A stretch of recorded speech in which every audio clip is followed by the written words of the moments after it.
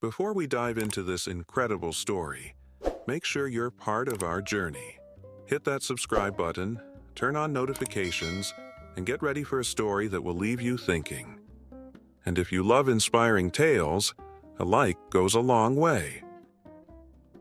"She doesn't belong here," muttered the bus driver, pretending not to see her desperate wave. The words hung in the frigid air as he accelerated past the abandoned stop. The young mother clutched her sleeping child tighter, her worn jacket no match for the biting November wind. Nobody stopped. Nobody looked. In this part of town, invisibility was the only courtesy offered to those who had fallen through society's cracks. Rain began to speckle the cracked concrete, promising another merciless night. Passers-by quickened their steps, eyes fixed on smartphone screens or the distant horizon. Anywhere but on the shivering woman and her child. Their expensive coats and hurried strides created a moving wall of indifference. One businessman even sidestepped a puddle to avoid proximity, his leather shoes worth more than everything she owned. Near the cafe across the street, a figure in a black coat paused. Steam rose from the coffee cup in his hand as he observed the scene unfolding. His beard couldn't hide the subtle change in his expression, from casual observation to focused attention. Nobody recognized him yet, but everyone at the bus stop was about to witness something they would never forget. If this moment made you feel something, imagine what's coming next. Hit that like button and stay with us. Subscribe now. The young mother's name was Sarah. Once a preschool teacher with a modest apartment, 3 months of medical bills had erased her savings and eventually her home. Now her universe had contracted to the contents of a weathered backpack and the child sleeping against her chest, Jamie, just 4 years old, with a persistent cough that worsened in the cold.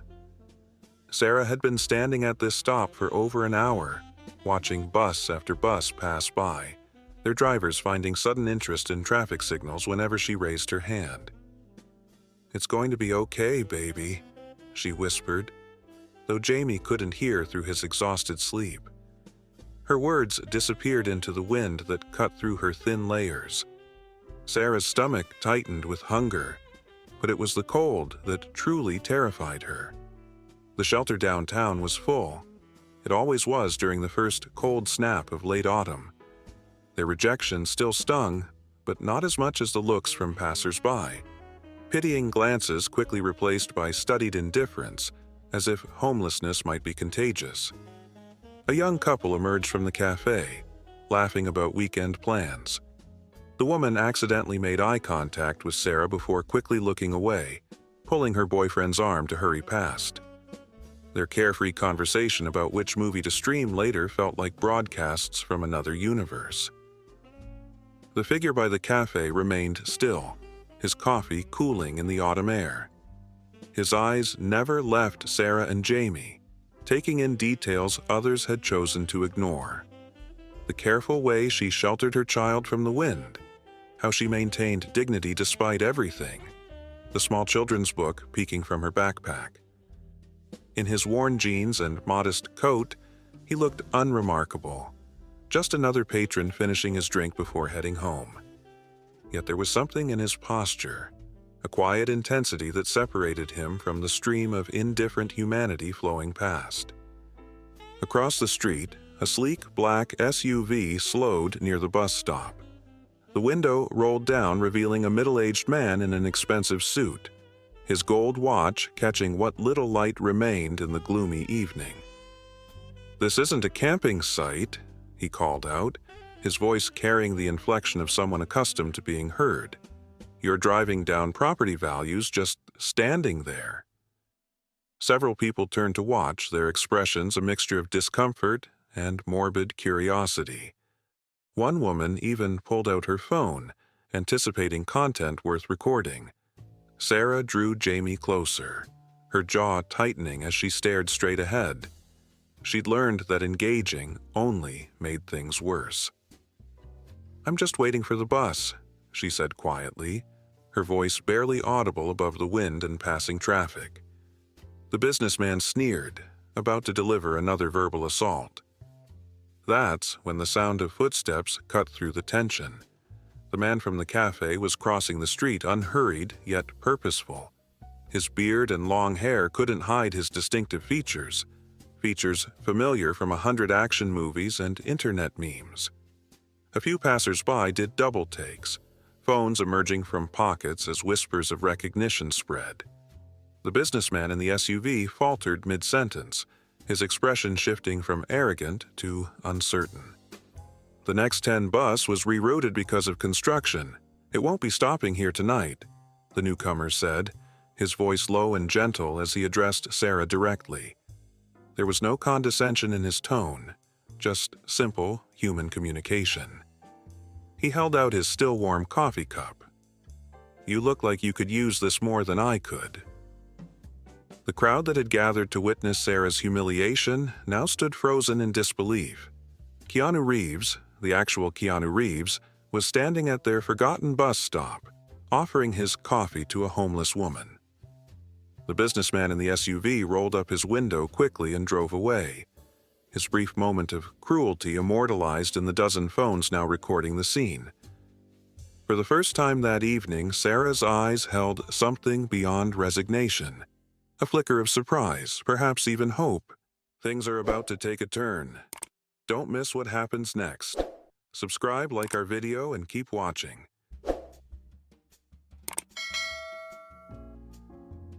Sarah hesitated before accepting the coffee, years of street-learned suspicion battling against desperate need. "Thank you," she said finally, the warmth of the cup almost as welcome as the simple act of being seen. Jamie stirred against her chest, his small cough punctuating the silence that had fallen over the bus stop. Nearby, a teenage girl whispered urgently to her friend, "That's John Wick," while frantically trying to frame both herself and Keanu in the same selfie without being too obvious. "I'm heading uptown myself," Keanu continued, seemingly oblivious to the growing attention. "There's a shelter on 9th that usually has space this time of evening. My car's just around the corner." The offer hung in the air, neither pressuring nor dismissive. Just a simple human connection in a night that had offered nothing but coldness. A crowd was definitely forming now. What had begun as subtle recognition had transformed into a magnetic pull, drawing pedestrians from both sides of the street. Phone cameras captured every moment, every word, though most stood at a respectful distance. The public nature of the scene made Sarah uncomfortable, but Jamie's cough was getting worse, and the temperature was still dropping. "I tried the downtown shelter already," she explained quietly. "They're full because of the cold snap." Her voice cracked slightly, the simple admission of her circumstances more difficult than the circumstances themselves. Keanu nodded, understanding without pity, a distinction Sarah had almost forgotten existed. "There's another option," Keanu said, his voice dropping lower so only Sarah could hear clearly. "I know someone at St. Mary's Hospital. Your son's cough." He hesitated, clearly not wanting to overstep. Kids shouldn't be out in weather like this. The pediatric ward has a program. He wasn't broadcasting his generosity, quite the opposite. Despite the phones capturing everything, he positioned himself to partially block their view of Sarah and Jamie, creating a small bubble of privacy in a very public moment. The businessman's SUV had circled back, crawling slowly past the growing scene. His previous bravado had been replaced by visible discomfort as he recognized the celebrity standing with the woman he'd just harassed. Several onlookers pointed at his vehicle, their phones now trained on his license plate. Public humiliation worked both ways, it seemed. Jamie woke with a fit of coughing that shook his small frame. Sarah's face tightened with the special anguish reserved for parents who cannot protect their children from suffering. She looked up at Keanu, vulnerability and maternal determination warring on her face. "He needs to be warm tonight," she admitted finally. A woman in scrubs who had been watching from the edge of the crowd stepped forward hesitantly. "I work at St. Mary's," she offered. "The pediatric ward does have a program for emergency cases. I'd be happy to call ahead." The healthcare worker's intervention seemed to break an invisible barrier, transforming spectators into participants.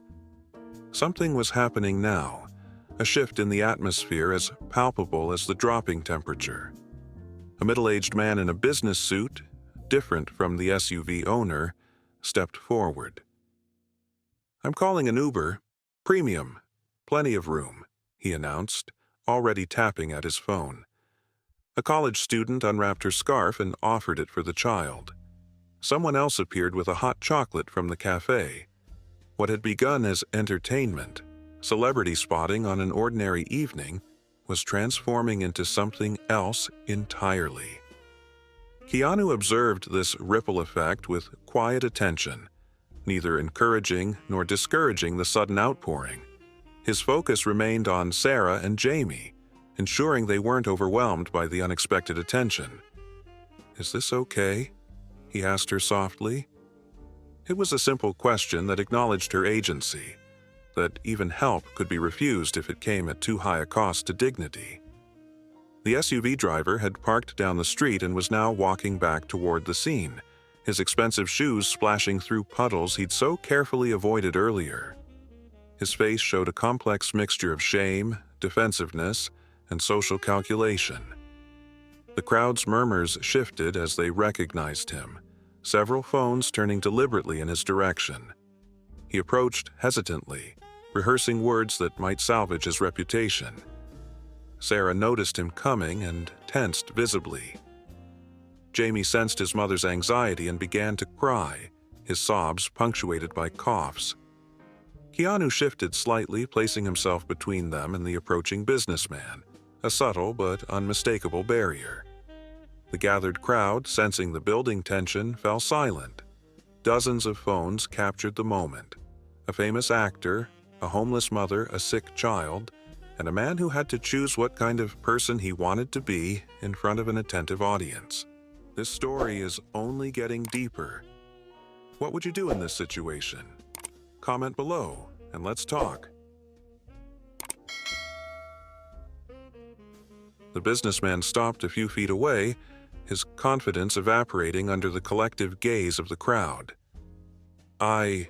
He began, his rehearsed apology dying on his lips as he took in the full scene. Not just the celebrity, but the shivering child, the exhausted mother, the spontaneous community forming around them. "I want to help," he said instead, his voice smaller than before. He reached for his wallet, pulling out several $100 bills with manicured fingers. Keanu didn't move, his expression neither accepting nor rejecting the gesture. The silence stretched uncomfortably as the businessman stood with money extended, increasingly aware that currency alone wouldn't buy redemption in this moment. The crowd watched, collectively holding their breath as this public moral crucible played out in real time. "Maybe what they need isn't money right now," Keanu suggested quietly. There was no judgment in his tone, no public shaming, just a gentle redirection that offered the businessman a path toward genuine help rather than performative charity. "The Uber's coming, and Jamie needs to get to the hospital. But tomorrow, and the day after, that's when support really matters." Jamie's coughing fit grew worse, his small body convulsing against his mother's chest. The nurse who had stepped forward earlier moved closer, professional concern overriding social hesitation. "He needs to be seen soon," she said, her attention fully on the child rather than the celebrity or the drama unfolding around them. Sarah nodded, fear for her son temporarily overshadowing everything else. The businessman looked at the money in his hand, then slowly returned it to his wallet. "I run the Davidson Property Group," he said, pulling out a business card instead. "We own several apartment buildings. I can arrange temporary housing while you—" He glanced at Jamie, genuine concern finally breaking through his practiced corporate veneer. "While your son recovers." A ripple of approval moved through the onlookers. Phones still recorded, but the atmosphere had shifted from voyeuristic entertainment to collective witnessing of something unexpectedly meaningful. The Uber arrived, its headlights illuminating the gathered crowd.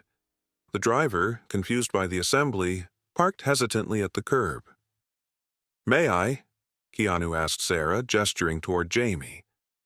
After a moment's hesitation, she allowed him to take the coughing child while she gathered their few belongings.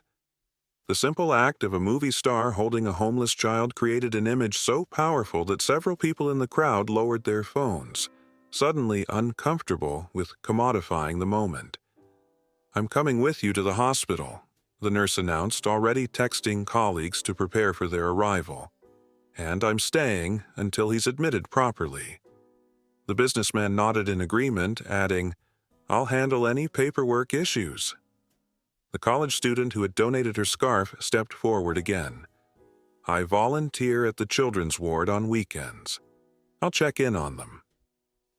As they moved toward the waiting Uber, Keanu paused beside the businessman. "What changed your mind?" he asked quietly, genuinely curious rather than accusatory. The question hung between them as Jamie coughed against Keanu's shoulder. The businessman looked at the gathered crowd, at the phones still recording, at the sick child in a celebrity's arms. "I'd like to say it was basic human decency," he admitted after a moment. "But honestly, I saw myself through everyone else's eyes. I didn't like what I saw."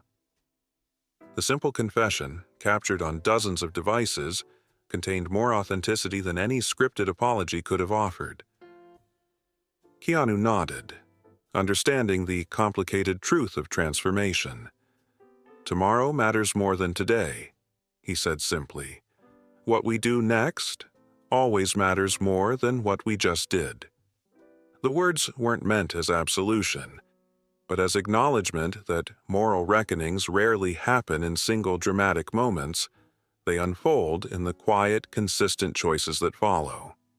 Sarah watched this exchange with an expression that had evolved beyond mere gratitude. There was something else there now, a quiet dignity reclaimed, a cautious hope extended. As a mother who had experienced society's worst indifference, she was witnessing its capacity for unexpected kindness. Jamie's coughs had subsided slightly in the warmth of human care. Together, they moved toward the Uber, surrounded now by people actively discussing next steps, concrete plans, a path forward that hadn't existed an hour ago. "It's not over yet. The best part is coming. Make sure you're subscribed so you don't miss it."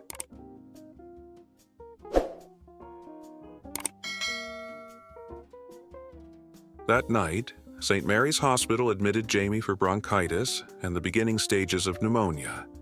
The pediatric ward staff, alerted by the nurses' calls, had prepared a room and the necessary paperwork. Sarah sat beside her son's bed, watching his breathing ease under proper medical care, the constant tension in her shoulders finally beginning to release. The hospital administrator had quietly assured her that all costs would be covered by the Children's Fund, a fund that had mysteriously received a substantial anonymous donation that same evening. Keanu had slipped away once they reached the hospital, declining photos and interviews. His brief presence had catalyzed something, but he understood that his celebrity wasn't the point of what had happened. By morning, videos of the bus stop encounter were spreading across social media platforms. Most focused not on the famous actor, but on the transformation they had witnessed, how collective indifference had broken under the weight of simple humanity. The businessman, identified through social media as Robert Davidson of Davidson Property Group, issued a statement announcing a new initiative to provide transitional housing for homeless families with children. Comment sections debated his sincerity, but several homeless advocacy groups cautiously praised the concrete commitment, noting that genuine redemption was measured in sustained action, not momentary remorse.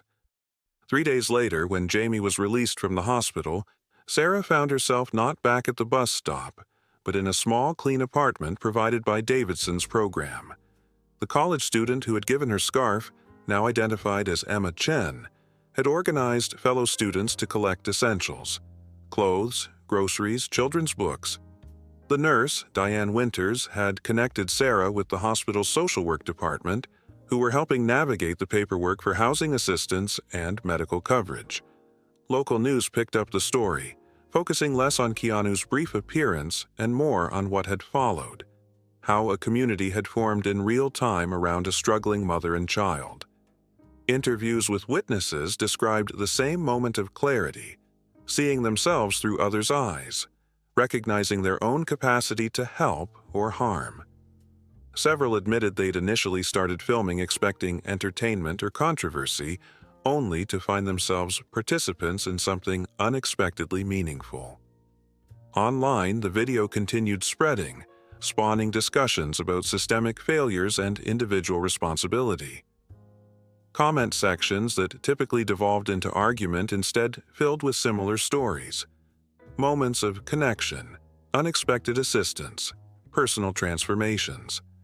Something about this particular incident had struck a chord beyond celebrity fascination or viral spectacle. A week after the bus stop encounter, Sarah sat with Jamie in their temporary apartment, reading from one of the donated children's books. His cough was almost gone, his energy returning with proper medication and warm shelter. She looked up at a knock on the door, a delivery person with a package she hadn't ordered. Inside was a vintage typewriter with a simple note: "For when you're ready to write again. Stories matter." K-double quote. Sarah ran her fingers over the keys, remembering the children's stories she used to write before medical bills and homelessness had consumed her life. The typewriter wasn't charity. It was recognition of something essential that had been buried beneath survival needs. With it came the luxury of possibility, of thinking beyond the next meal, the next shelter, the next crisis. The true wealth that night at the bus stop hadn't been Keanu Reeves's fame or Robert Davidson's money. It had been the sudden, collective recognition that indifference is a choice, not an inevitability. The camera phones that began recording for entertainment had instead captured a community remembering its own capacity for compassion. As Jamie fell asleep that night, breathing easily for the first time in weeks, Sarah began to type. Not about celebrities or viral moments, but about the invisible lines that connect strangers to each other. Lines that remain dormant until someone, anyone, makes the simple choice to see beyond themselves. The sound of typing keys filled the quiet apartment. Each keystroke the currency of a different kind of wealth, one measured not in dollars but in renewed humanity. Wow, what a story! If this moved you, imagine what else we have for you. Hit that like button, drop a comment, and let us know what you think.